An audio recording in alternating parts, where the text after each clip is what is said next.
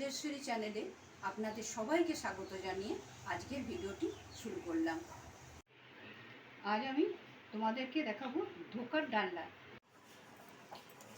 এই যে দেখো, ছোলার ডাল কালকে রাত্রিবেলা আমি ভালো করে 3-4 বার ধুয়ে আমি ভিজিয়ে রেখেছিলাম। তো ভিজিয়ে রেখে এটা আমি এবারে মিক্সিতে বেটে নেব।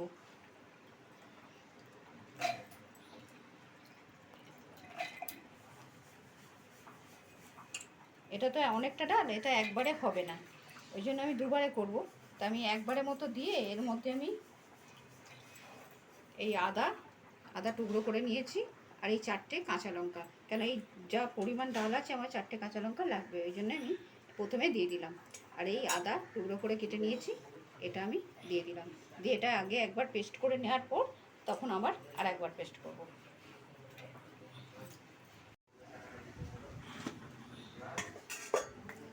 এই দেখো, এরকম পেস্ট করে নিয়েছি, নিয়ে এটা ঢেলে নেবো। আর একবার মতো আছে যেটা, সেটা এবার পুরোটা একসঙ্গে বেটে নেব।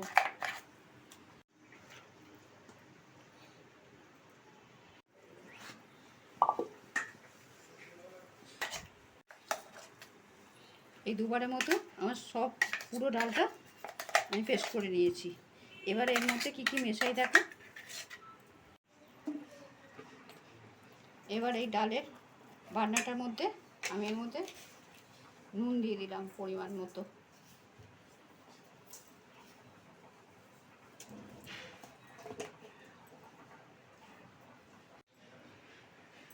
একটু অল্প হলুদ দিলাম।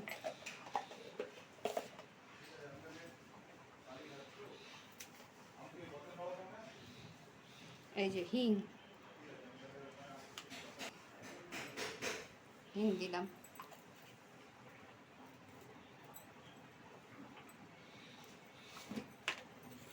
আর অল্প একটু চিনি দিলাম। দিয়ে এটাকে ভালো করে ফাটিয়ে নিতে হবে, না হলে ধোকাটা না শক্ত হয়ে যাবে। এটা ভালো করে না ফাটিয়ে নিলে ঝোল ঢুকবে না, শক্ত শক্ত। বা যদি ফাটানো হয়ে যায় সফট হবে আর ঝোলটাও ঢুকবে।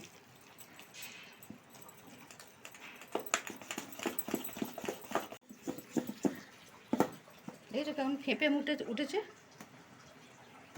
এবারে আমি ধোকাটা যখন করবো তখন এটা খুব নরম হবে। এই যে এবার আমি এটা সাঁতলে নেব, কড়াতে আমি সাঁতলে নেব। চলো দেখাই।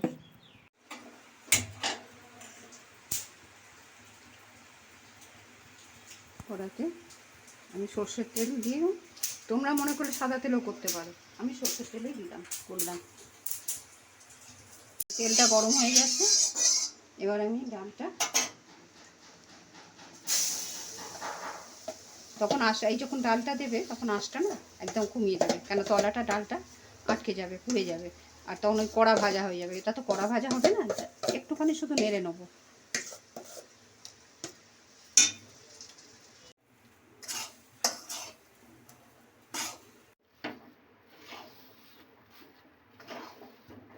এই যে এইরকমভাবে হয়ে গেছে, এবার আমি থালার মধ্যে ঢেলে দেব।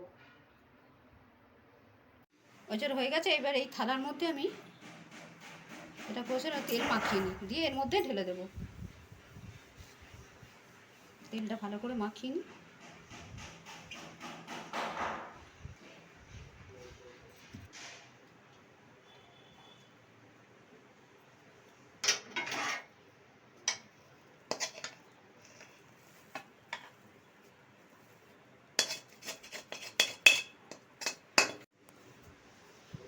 এটা গরম অবস্থাতেই এটাকে ভালো করে চেপে চেপে সেট করে নিতে হবে, কারণ তাহলে ঠান্ডা হয়ে গেলে এটা শক্ত হয়ে যাবে। শক্ত হয়ে গেলে তখন আর এটা ভালো মতো বসবে না।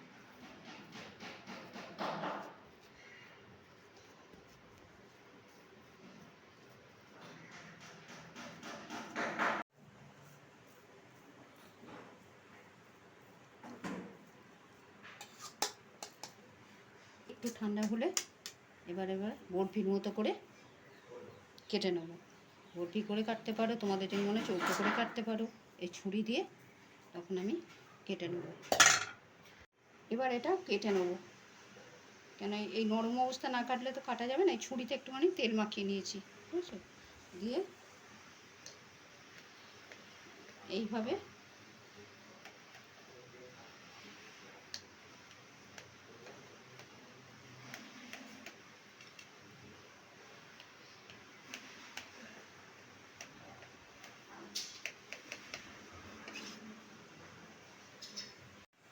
এই যে এইভাবে কেটে নিয়েছি। এবার আমি থালাটা ঘুরিয়ে আমি ট্যাঁচা করে কাটবো, ওই বরফির মতো শেপ করে। এবার তোমাদের যেমন সাইজ অনুযায়ী কাটতে পারো।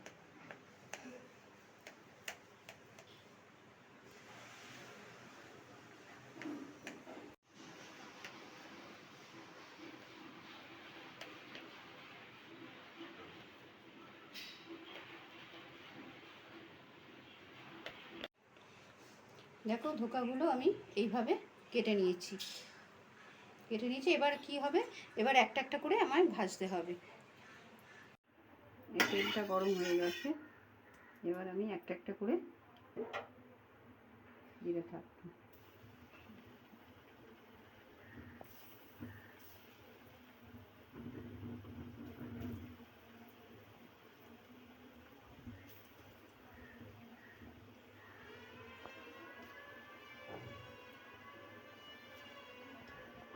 আর বেশি দেবো না, বেশি দিলে কী হবে, ওই উল্টাতে গেলে না ভেঙে যেতে পারে।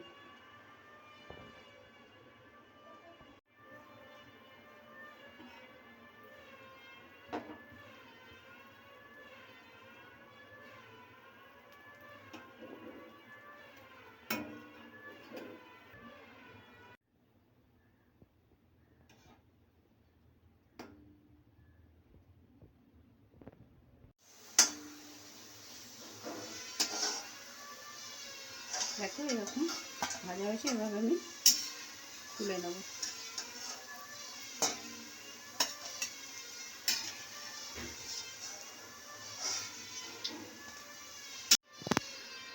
এবারে আবার এইভাবে ভাজতে হবে, এইভাবে আমি সবকটা ভেজে নেব। আমি ওই ধোকাগুলো এইভাবে আমি সবকটা ভেজে নিয়েছি। এবার আমি গ্রেভিটা তৈরি করব।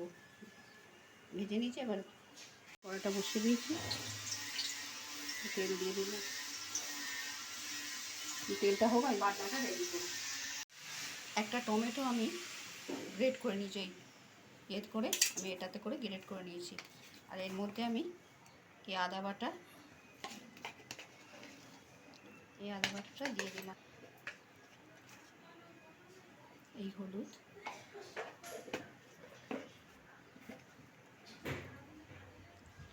লাল লঙ্কার গুঁড়ো,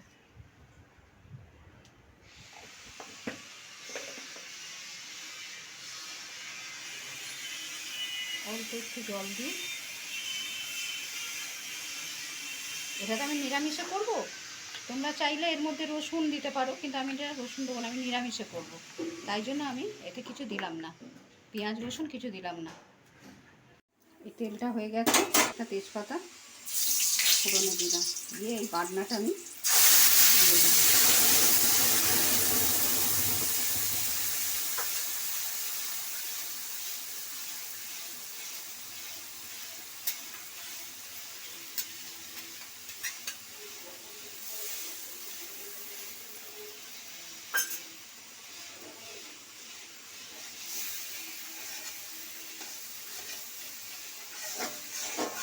আমি এই অল্প 1 চামচের মতো চিনি দিলাম। একটু মিষ্টি দিতে হবে তো, আর এই ধোকাতে একটু মিষ্টি না দিলে ভালো হবে না। আর এই নুন, বেশি নুন দেবো না। আমি এতে কিন্তু আলু দিলাম না, আলু দেবো না, শুধু ওই ধোকা দিয়েই করবো। তোমরা আলু দিলেও দিতে পারো, অনেকে আলু দেয়। এটা ভালো করে কষিয়ে নিতে হবে মশলাটা।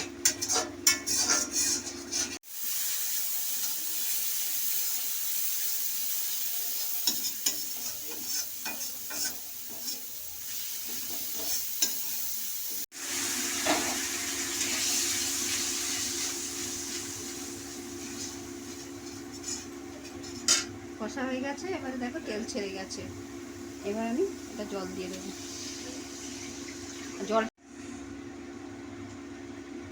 জলটা আমি বেশি দেবো, কারণ হচ্ছে এতে শুধু ধোকাগুলো দেবো তো। এবার ধোকাগুলো দিলে ঝোলটা পুরো টেনে নেবে। মধ্যে আমি গরম মশলাটা দিয়ে দেবো, গরম মশলা আর ঘি আমি দিয়ে দেবো। ধোকাগুলো দেওয়ার পর যদি দিই তাহলে এটা মিশবে না ভালো করে, ওই জন্য এটা আমি দিয়ে দিলাম। আর এর সঙ্গে একটু ঘি দিয়ে দিলাম। একটু ফুটে উঠুক, ফুটে উঠলে আমি ধোকাগুলো দিয়ে দেবো।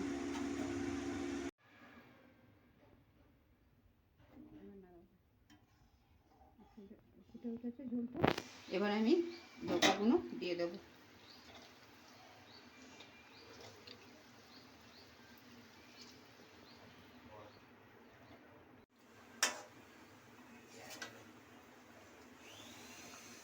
এটা আমি বেশি ফোটাবো না, কেন বেশি ফোটালে একদম ইয়ে হয়ে যাবে, ঝোলটা টেনে নেবে। এমনি না নিভিয়ে, এখন নাবিয়ে ঝোলটা রয়েছে তো সেটা একটু বাদে এটাও টেনে যাবে। এবার আমি নাবিয়ে দেবো।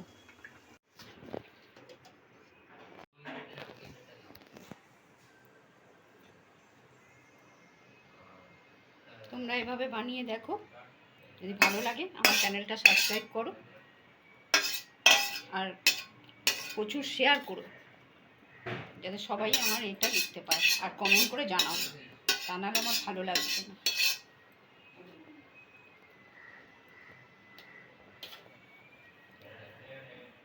নিরামিষের দিনে, উপোস তিরিশের দিনে এটা সম্পূর্ণ নিরামিষ রান্না। লুচি, পরোটা, রুটির সঙ্গেও খাওয়া যায়, দারুণ খাবার।